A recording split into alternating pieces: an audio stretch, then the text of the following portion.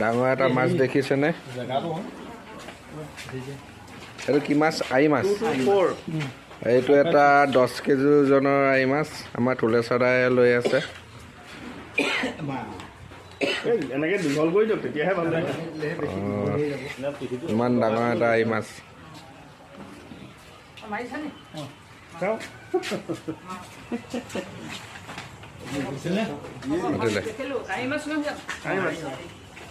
এটা 10 কেজি ওজনৰ আই মাছ এয়া মাছ খানা খাই যাব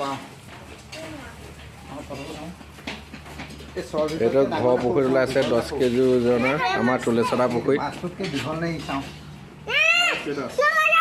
দিয়া ইয়াৰ ওচৰত দিয়কচোন ইয়াতকৈ কিমান ওখ চাওঁ কিমান চাওঁ এই তাৰ নিৰুৎপলৰ ওচৰত দিয়ক ওখ আজিতো খাব লাগিব তোমালোকে বৰ্তমান কাটি মেলি ভাজি থকা হৈছে এয়া আমাৰ ৰাজেন্দ্ৰাই ভাজি আছে দেখিছে এয়া মাছৰ তলতে মাছ ভাজিছে ইমান ডাঙৰ মাছ আজি দেখিলোঁ দেখিছে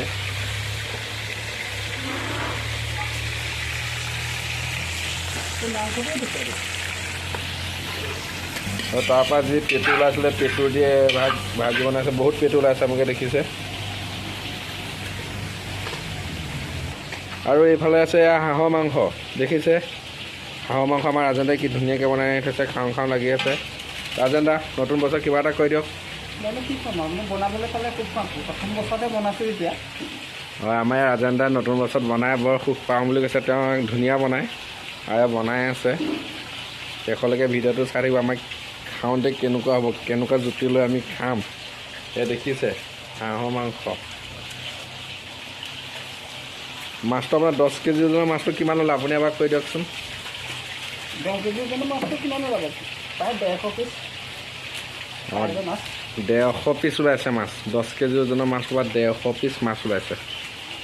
এইটো কিমান ডাঙৰ মাছ হ'ব আপোনালোকে ভাবি চাওক আকৌ এবাৰ দেখাই দিছোঁ আমিয়ে খাম বাৰু তেওঁ দেখাই দিছোঁ ওচৰৰ পৰা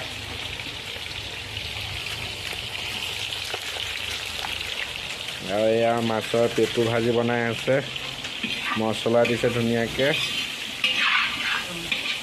আৰু এয়া বনাই আছে হাঁহৰ মাংস এয়া আছে ভাত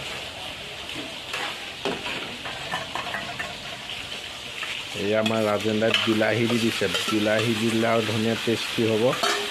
সেইকাৰণে বিলাহী দিছে আৰু আমি এতিয়া খাব ল'লোঁ